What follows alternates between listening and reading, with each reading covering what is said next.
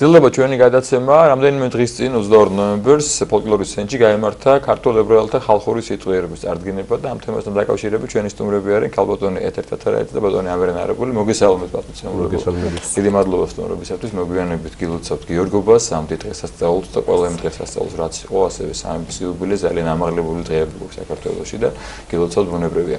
და აი ამ ღონისძიებაზე რო ვისაუბროთ ქალბატონი ეთერ თქვენი დავიწყოთ, რით იყო გამორჩეული ეს დღე ღონისძიება და აი რაზე იყო წარდგინება? წიგნით მოტანილი. კი ბატონო, ეს გახლავთ ქართულ ებრაელთა ხალხური სიტყვიერება, რომელიც ეს მასალა ინახებოდა წლების მანძილზე ფოლკლორის სახელმწიფო ცენტრის არქივში, ჩაწერილი 1937 წელს.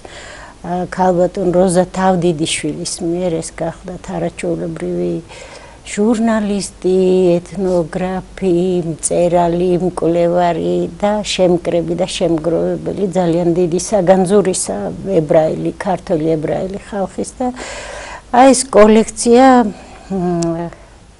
გაციფრების მერე, როცა ყველაფერი ეს გამოჩნდა, რა გვაქვს და რა არ გვაქვს არქივში, როგორც 37 წლის მოხეული ხალხური სიტყვიერების სრულად უცნობი მასალები, აღმოჩნდა მეორე კოლექცია ქართულ ებრაელთა ხალხური სიტყვიერების ასევე სრულად უცნობი მასალა, რომლიდანაც ალბათ თუ შეიძლება ითქვას, ალბათ 2-3 ნიმუშია მხოლოდ რაც გვაქვს გამოცემული. მათი ვარიანტებია უფრო სწორედ და თლად ის ორიგინალებიც არა, რომელსაც ეს წიგნი ინახავს და ეს ძალიან დიდი სიმდიდრეა, რა თქმა უნდა, ჩვენთვის იყო ძალიან დიდი სიხარული, იმიტომ რომ ძალიან მნიშვნელოვანი მასალა და ძალიან მნიშვნელოვანი აქ მხოლოდ მასალაზე არ არის ეს. მასალა თვითონ იტევს ჩვენს სიყვარულს 26 საუკუნოვანს, ჩვენს ურთიერთობას.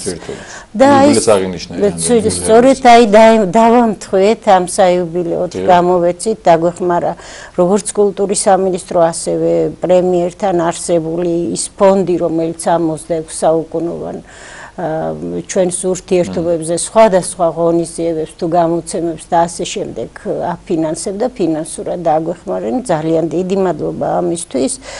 და აი ფოლკლორის ცენტრმა მე ვთვლი, რომ ჩვენ კულტურას შესწინა კიდე საბედნიეროდ ეს მასალა ჩვენთან ინახებოდა, შეიძლება სხვაგან ესე ადვილად ვერც მიგვეკვლია და მე ვთვლი, რომ ეს ორი ხალხის მართლა განუყრელობის ნამდვილი ნიმუშია და ერთგული მეგობრობის ნამდვილი ნიმუშია. აქ აზროვნებაც კი ხანდახან გერევა, ხანდახან ვფიქრობ, რომ ეს ამ ერმა შექმნა თუ ეს შენია თუ იმათგან შენ წამოიღე თუ იმათ წაიღეს. ეს არის ძალიან საზიარო კულტურა, ძალიან ერთი კულტურა და ძალიან მდიდარი კულტურა, სულიერი რა თქმა უნდა და აი ეს საგანძურია ამ წიგნში მოთავსებული, ისე რომ იყო ამის წარდგინება რუსთაველის მცირე დარბაზშიც, იყო წარდგინება სხვა გამოცემებთან ერთად რა თქმა უნდა, რაც ამ საიუბილეოდ გამოვიდა და იყო ცალკე ფოლკლორის სახელმწიფო ცენტრშიც ამის წარდგინება და 22 ნოემბერს იყო. 22 ნოემბერს. გითხრათ, აი დავუშვათ ამ შემთხვევაში იყო განსხვავებული ეს წარდგინება, თავად ებრაელების თუ ესწრებოდნენ ეს რა თქმა უნდა. ჩამობრძანებულები იყვნენ ისრაელიდან, ებრაელები ამ წარდგინებას ესწრებოდნენ და ახლაც ფოლკლორის ცენტრში საკმაოდ დიდმა ხალხმა მოიყარა თავი, მათ ვისაც აინტერესებს საკუთარი კულტურა, ბუნებრივი არის.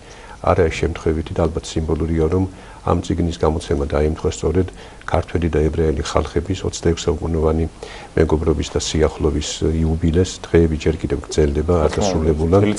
დიახ, რა თქმა უნდა, ასე არის გამოცხადებული და ეს არის კიდევ ერთი წახნაგი, კიდევ ერთი შრე, რომელიც სიღრმისეულად წარმოაჩენს ქართველების და ებრაელების ურთიერთდამოკიდებულებას, იმ ჰუმანურ ურთიერთობას, რომელიც სამაგალითო არის, სანიმუშო არის მთელი მსოფლიოსთვის. და შესაბამისად აქედან მე გამოვყოფთ ის ამ ძირითად ასპექტს, მომენტსაც ამ წიგნისადმი ინტერესი კიდევ უფრო ზრდის, ეს არის ამ წიგნში თავმოყრილი მასალების ტექსტების ღრმა რელიგიურობა. ეს არის თემატური მრავალფეროვნება და ენობრივი თავისებურებანი.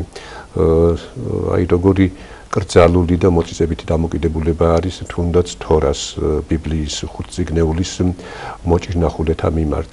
ან და რაბინების და ხახამ თალმიდების მიმართ როგორი დამოკიდებულება არის მთელ წიგნში.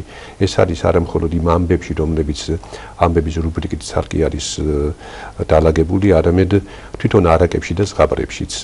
აი იმ ფანტასტიკური შინაარსის ნარატივებში ჩვენ ვეცნობით კულტის მსახურებს, რელიგიის მსახურებს, რომლებიც გამოირჩევიან თავიანთი ღრმა რელიგიურობით. და ეს საკრალური სამყაროც განსაკუთრებით კარგად არის წარმოჩენილი ამ წიგნში.